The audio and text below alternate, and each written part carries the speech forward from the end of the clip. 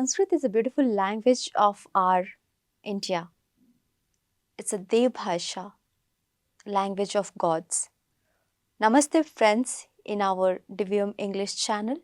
You're watching Knowledge Arena. I'm your host Kavita, and today you're going to witness, watch and learn a lot of things about Sanskrit language. So, Idam Sanskritam, today's subject. Friends, let's welcome our dear most guest speaker, Srikanth Dhulipala, who is a wonderful author and counseling psychotherapist. Sir, welcome. Namaste, Shubhamastu. Shubhamastu. Let's jump into our beautiful subject, Idam Sanskritam. So, what is the origin of Sanskrit language? Sanskrit is very old language. As you rightly said that it is called as a Deva Bhasha. So this was the language spoken by Devatas in early years.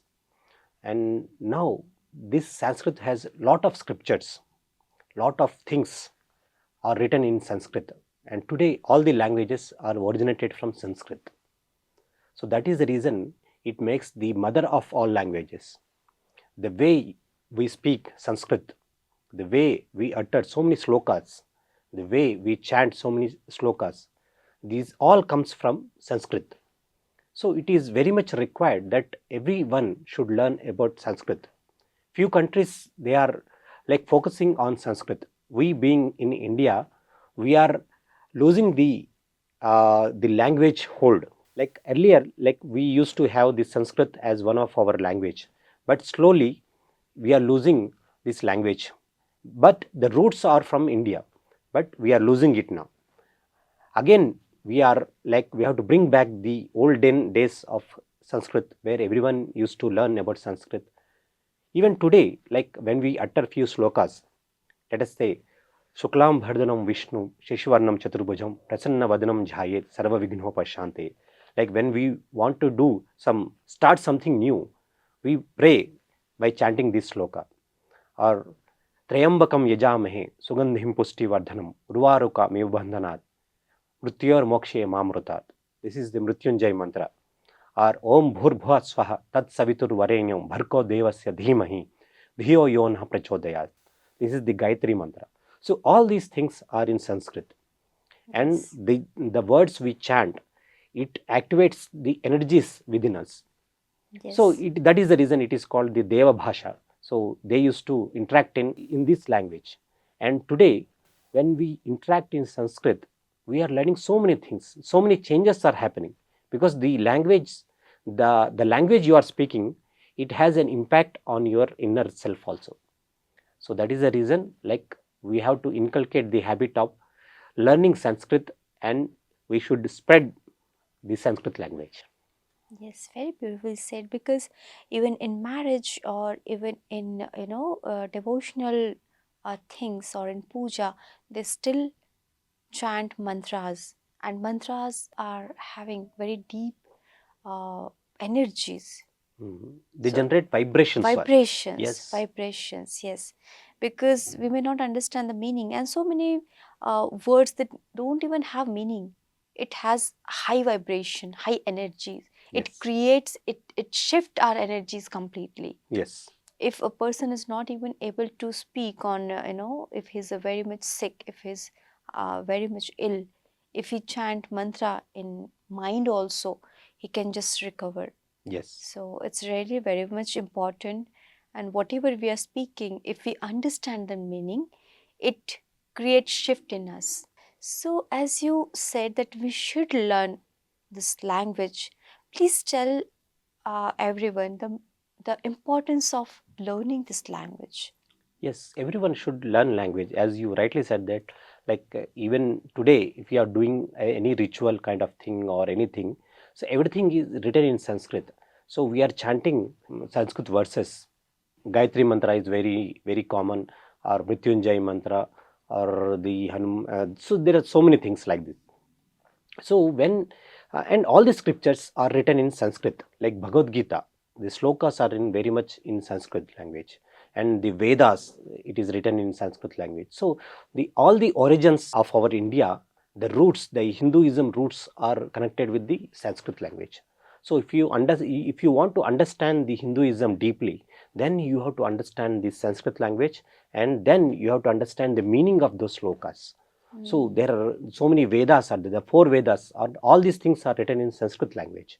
So these are, Sanskrit language is a codified language. Like the person who understands, he gets connected, he is able to tap the energy which is there in that words. If he is not able to understand it, then it is a coded language for others. And one way, all this the treasure is written in such a language so that other cannot use it, so that only Indian mind can decode it. So if you are able to understand Sanskrit language, then you are able to decode all these beautiful verses of slokas, and lot of what you call, the knowledge is hidden in these verses. So many verses are there which is written about our day-to-day life, especially the Vedas. So one Veda speaks about the well-being. Some few Vedas speak about like how to even like manufacture the rocket science also. That is written in the Vedas also. And our ISRO chairman also has mentioned few slokas like where it is written about how to construct a rocket, how to launch a rocket. Everything was written there. So all the things which we are seeing today, it is already like it was already discovered by our ancient forefathers, and they have written everything in Vedas. So if you are not knowing the Sanskrit language, then you are missing out our roots, our core roots, we are missing it out. So I request all the youth of this country and the whole world that everyone should learn Sanskrit language, and they should understand the rich heritage of the knowledge hidden in these verses. Yes, very beautiful, very beautiful. So please share one shloka on Vidya or education.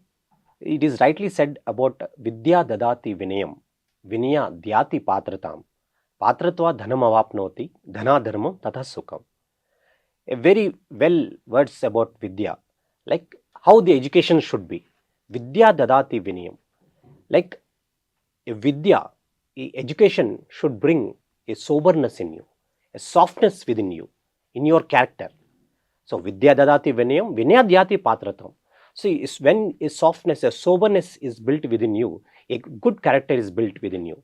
Vidya dadati vinayam, vinaya dhyati patratam, patratva dhanam avapnoti, dhana dharmam tadha sukham. That means once you become sober, when you are strong in your character, that will attract the wealth, the riches, all the good things in the society. You will earn the name, everything. So all these things come to you in your life if you have the right knowledge, the right education. The right education brings everything in your life. So the right kind of education is very much important. Yes. So we have to ensure that we are teaching the right kind of education. And the Sanskrit slokas and the Sanskrit language has so many things which shares about the wisdom of our ancient culture. It shares about how you should take care of your life. And Bhagavad Gita is one of the such well words within Sanskrit.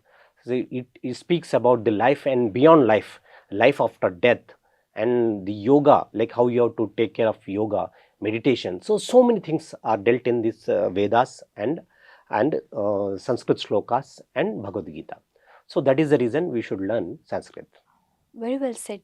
Thank you. Thank you for bringing this beautiful point. And Vidya, as you said, education, it is especially for students. Yes. And students is not a certain age group. Even we are student. Yes. There is no age bar for learning. But please share one verse for student. There is one beautiful words on like student, Vidyarthi and Sukharthi. There are two category of persons. Like Vidyarthi is a person who wanted to acquire knowledge. He is called as Vidyarthi. And Sukharthi is a person who want to achieve Vidya, but he is not inclined towards achieving the Vidya. So the two comparison of Vidyarthi and Sukharthi is made in this sloka. Sukharthi va tyajet Vidya, Vidyarthi va tyajet Sukham. Sukharthino kuto Vidya, kuto Vidyarthinaha Sukham. As I said before, like there is a comparison made between a Sukharthi and Vidyarthi. A Sukharthi is a person like who is very much inclined towards the restfulness. He is not ready to take any hard work to earn knowledge. So even though he has registered himself as a Vidyarthi in particular colleges or education system, but he is not working hard. So he becomes a Sukharthi. So Sukharthi va tyajet vidya, Vidyarthi va tyajet sukham. That means Sukharthi, you forget about education because you are not ready to do hard work. You are not ready to do all the planning to achieve the education. So you forget about acquiring the knowledge. And Sukharthi, you forget about the restfulness. Don't take enough rest. You have to do hard work. You have to do smart work, and you have to plan yourself. You have to prepare a timetable, like how many subjects you have to read, at what time you have to read. You have to get up early, and you have to sleep late.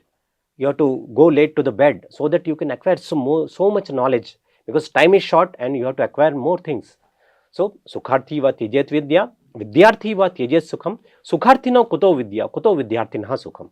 That means, oh Sukharthi, you are inclined in Sukha, that means restfulness. How you can acquire Vidya, that means knowledge, and student, Vidyarthi, then how you will have Sukha. That means if you want Sukha, you will become Sukharthi. If you want Vidya, you will become Vidyarthi. A Vidyarthi has to struggle a lot, and he has to do a lot of hard work. This is rightly said in this sloka, that Sukharthi and Vidyarthi. So both are same side of the coin. So you have to choose, like if you want to become a Vidyarthi, you have to work really hard, and if you want to become Sukharthi, then you forget about education. You forget about acquiring knowledge.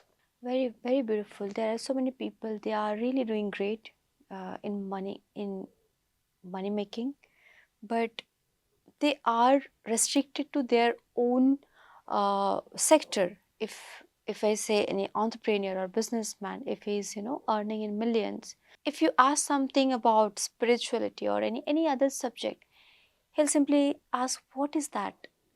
So it's you said very well that if you want to be Vidyarthi, you have to struggle a lot. Yes. Yes, beautiful. Next, I heard this, a word called Dharmo Rakshati Rakshita. What is the exact meaning of this? Yes, a very short verse, and it shows everything. Like if you are protecting the dharma, then dharma will protect you. And we also use the word like Vriksho Rakshati Rakshita. That means you are protecting the trees, the nature in return will protect you. Similarly, what is dharma? Like if you are not killing the animals, that means you are taking plant-based food, then you are in the right part of dharma. And you are not doing any harm to the other person, that means you are in the right track of dharma. And if you are earning with good means, that means you are in the right track of dharma. All the righteous things what you are doing, that means you are in dharma. And when you are following the path of dharma, the righteousness, the result will be good. But if you don't follow the righteous path, then you have the pitfalls. You will attract the negative things, the negativity in your life. So it is suggested that if you protect dharma, that means by following the path of dharma, you are protecting the dharma. And if you are protecting dharma, the dharma will protect you. That is what it is said in a very short words called Dharmo Rakshati Rakshita. So in short, it's a law of attraction and law of nature. Yes. Whatever you will do, you will get in return. And it is Dharma. also the law of karma also. Law if you are of doing karma. good, the good things will come to you. So yeah, very well said. Now let's understand the activities, good karma and bad karma. As you said before, that what we do, if we protect dharma, if we do righteous things, the right things will come to us, and dharma will protect us. Yes. What is the result of good karma and bad karma? Please share one shloka upon it. Punyasya phalam ichchati, punyam na karoti manavan, papasya phalam na ichchati, papam karoti sarvada. This is very nicely designed in a Sanskrit words. Punyasya phalam ichchati. As we have discussed earlier also, like if you do good, that means you will what you attain in back, that is punya. If you do bad things, you will attain papa. If you are not doing good, then in return you will attain the bad karma or the bad things. That is what is explained in this sloka. Punyasya phalam ichchati, punyam na karoti manavan. So everybody is looking for good things to happen in their life. Punyasya phalam ichchati, punyam na karoti manavan. But they are not doing the good karma. But they are expecting that good should happen to me. They are killing the animals. They are slaughtering the animals. They are going against the nature. They are doing harm to your fellow beings. And they are continuously inclined in the path of adharma, and they expect that good should happen to them. How is it possible? That is explained in this shloka. Punyasya phalam ichchati, punyam na karoti manavan, papasya phalam na ichchati, papam karoti sarvada. That means you are expecting good things, but you are not doing good. You do not expect bad things happen to you, but you are continuously inclined in the path of adharma. You are continuously doing bad things. You are continuously harming others. That means you are in the wrong track. You are not in the righteous path. If you are in righteous path, definitely the result will be good. If you are not in the righteous path, definitely you will attain the bad things, the unhealthy things come back to you. So what you are giving to the society, the ultimate thing will come to you.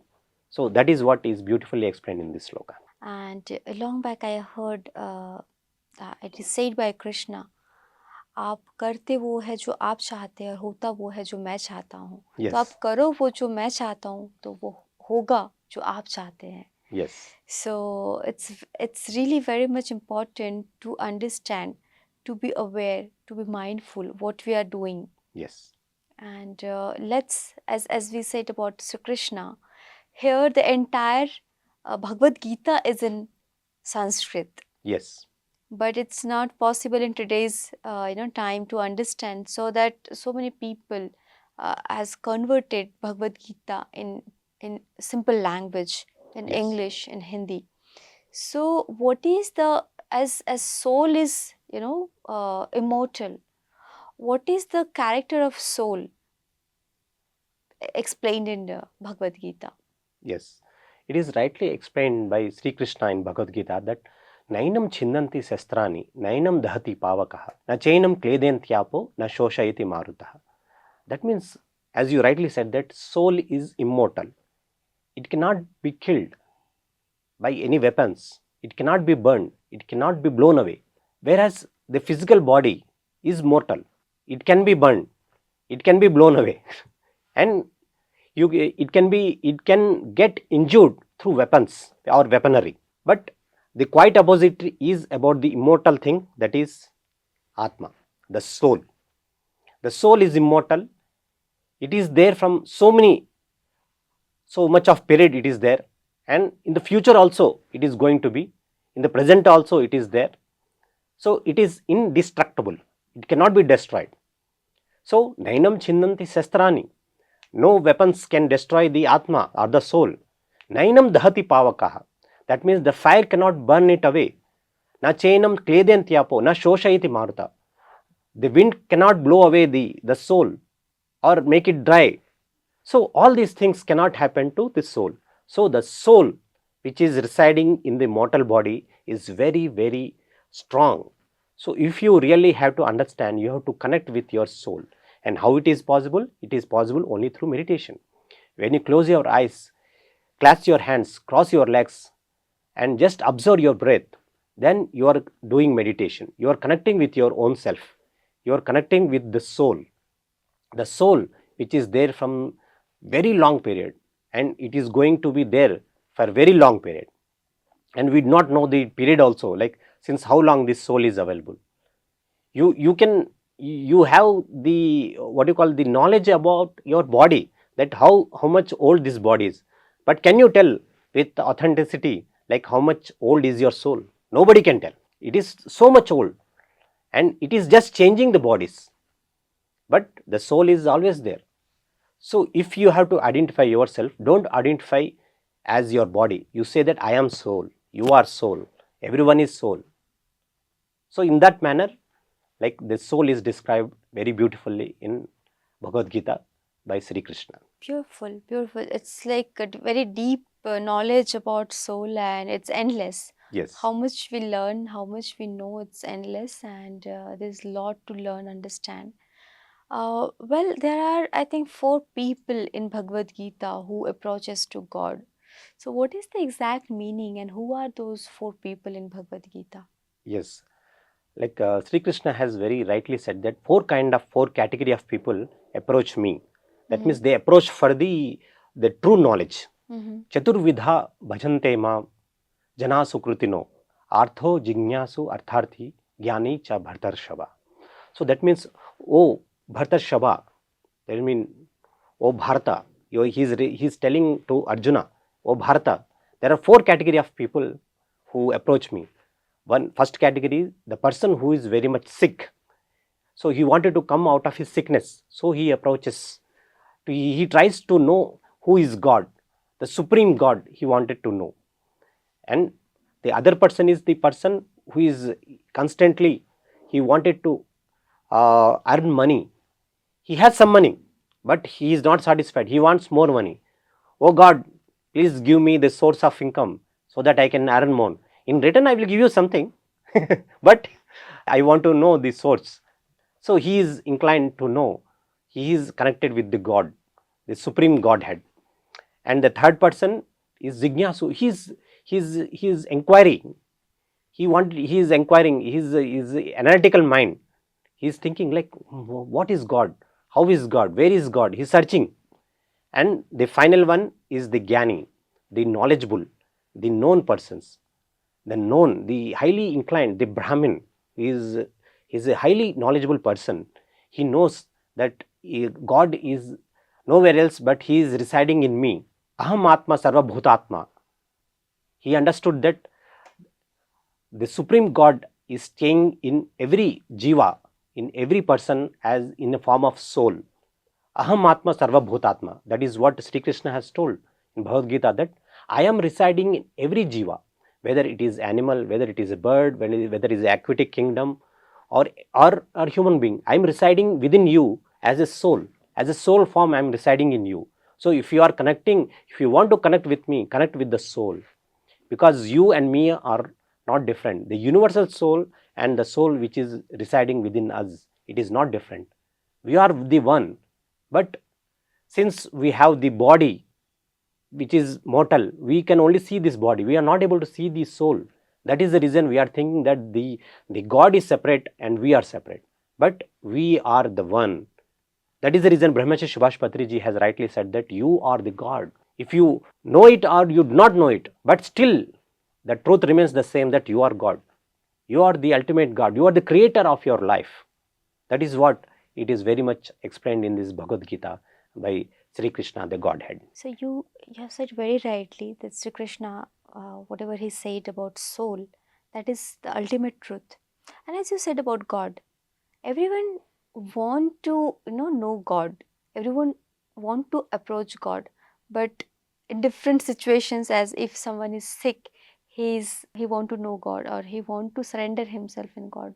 So what is the God here? What is this energy, and what is the belief behind it? So is there any shloka on it also? The grace of God is shown or showered in this shloka. Mukam karoti vachalam panghum langhete girim yat krupam tarmham vande parmanande madhavam. That means mukam karoti vachalam. A mute person start speaking very much. He becomes a vachala, a talkative person. Pangum langhete girim. That means a handicapped person can easily climb the mountains. Yat krupam tamham vande parmanande madhavam. That means, if, oh God, if you have the divine grace on this universe, on the creatures who are staying in this universe, the human beings who are there on this universe, if you have the divine grace, we can achieve the excellence, par excellence than what we are intent to achieve. So that is the divine grace. The divine grace is gifted within us. What we are is God gift to us, and what we become out of this is our gift to the God. So that's how we have to approach the God. Very beautiful. So at last, I could you please share one shloka, which is the entire gist of Bhagavad Gita? Yeah, this is a very wonderful shloka which justifies the entire Bhagavad Gita. Like, Yatra Yogeshwara Krishno, Yatra Partho Dhanurdhara, Tatra Sri Vijayo Bhuti Dhruva Nitir Matir Mama. This is rightly explained in this last sloka of Bhagavad Gita, that wherever there is a Partha, that is Arjuna and Sri Krishna, the divine constellation is a union of two great persons. There, the Sthira Niti, the wealth, the health, everything is there. So you have to, if you want to approach those things, then you have to read Bhagavad Gita. You have to understand and implement that in your day-to-day life, so that you will attain whatever you want to attain, and you will understand the life in a very beautiful manner, because Bhagavad Gita is the manual of this life. Like how, if you want to lead this life, then Bhagavad Gita is a very good tool to know how to lead a life, a beautiful life. And if you are able to understand the slokas of Bhagavad Gita, then this is the wonderful thing. This is the wonderful gift you can give it to you. Whoever is studying the Bhagavad Gita or any Sanskrit scriptures or sculptures, any Sanskrit scriptures, then he is connecting with the divine source. He is connecting with the divine knowledge. He is tapping on the divine knowledge. And when this kind of knowledge is there in your life, so your life is you are just uplifting your life towards the spirituality, the real spirituality. You will be able to understand it, and yes, your life will be very, very, very much beautiful. Yes, very beautifully explained, Srikanth. The entire meaning of this particular shloka. I mean, the all shlokas has very depth, very high meaning, but this shloka has ultimate message. So at the end, your message to our audience from Bhagavad Gita and the language of our origin, Sanskritam. So we have tried our best to share something to our audience about Idam Sanskritam in this episode. We have tried our best to share about the Sanskritam language, and we have shared few shlokas so that people can understand. It can imbibe the inquisitiveness within them, so that they can learn Sanskrit. And we have given a small attempt, and we have just encouraged the audience to learn about shlokas, learn about Sanskrit language. So with this, I believe that we have imbibed the quest in them to learn about Sanskrit and to learn about the slokas, the scriptures which are there's so many scriptures are there which are filled with knowledge. So by knowing Sanskrit, we are tapping that kind of energy from those scriptures. So I request all that everyone should learn at least few slokas from Bhagavad Gita or any well-known scriptures, and they should implement in their own life. So that is my ultimate message to all. Very beautiful, very beautiful. Thank you one more time for coming and sharing your wisdom on Sanskrit and the meaning and the value of Sanskrit. Yes. Thank you so much. Shubham Bhuyat. So friends, I hope you loved our entire episode. We love these mantras, right? But we don't understand. So it is very much important to understand, because whatever we are speaking, if we really understand the value and importance of the words we are, uttering, it will definitely add a wonderful value in your life too. So please share this video, and please like, share, subscribe DVM English. Thank you one more time for watching us.